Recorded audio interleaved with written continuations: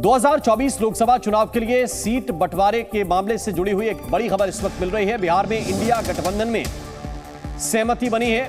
कांग्रेस और आरजेडी में seat final हुई है। सूत्रों के मुताबिक इस वक्त जानकारी मिल रही है, जेडीयू और आरजेडी को 17 सीटें और कांग्रेस को 4 सीटों पर सहमति बनी है। लेफ्ट को 2 सीट देने के लिए सहमति बनी है, सूत्र ये बता रहे हैं। ज्यादा जानकारी के साथ प्रशांत झा इस वक्त हमारे साथ जुड़ गए हैं। प्रशांत, जरा विस्तार से बताइए, क्योंकि पहले तो ये चर्चा आई थी कि 16 और 8, लेकिन अब क्या और कांग्रेस की सीटें घट गई हैं?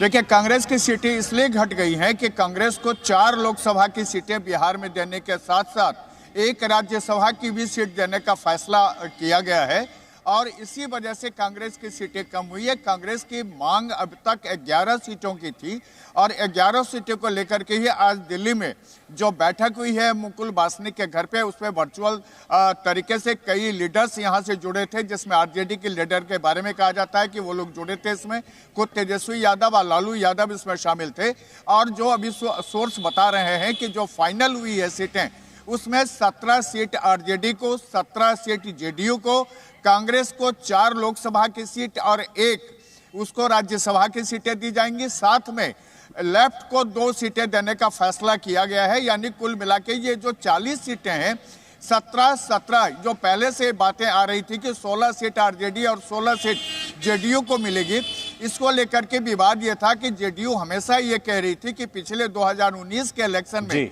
जब वो एनडीए में शामिल था तो उसने 17 सीटों पर अपना चुनाव लड़ा था और ऐसे में अगर 1 सीट उसकी कम होती है तो लोग विपक्ष और सत्ता पक्ष लगातार आरोप लगाएंगे कि जेडीयू की स्थिति कमजोर हुई है। इसी वजह से इसी तर्क के बाद ये अभी कहा गया है कि 17 सीट पर आरजेडी चुनाव लड़ेगी, 17 सीट पर जेडीयू लड़ेगी, कांग्रेस लोकसभा की 4 सीटोट पर चुनाव लड़ेगी। बिल्कुल प्रशांत, बहुत बहुत शुक्रिया, बहुत बहुत धन्यवाद आपका इस पूरे अपडेट के लिए, इस पूरी जानकारी को विस्तार से समझाने के लिए।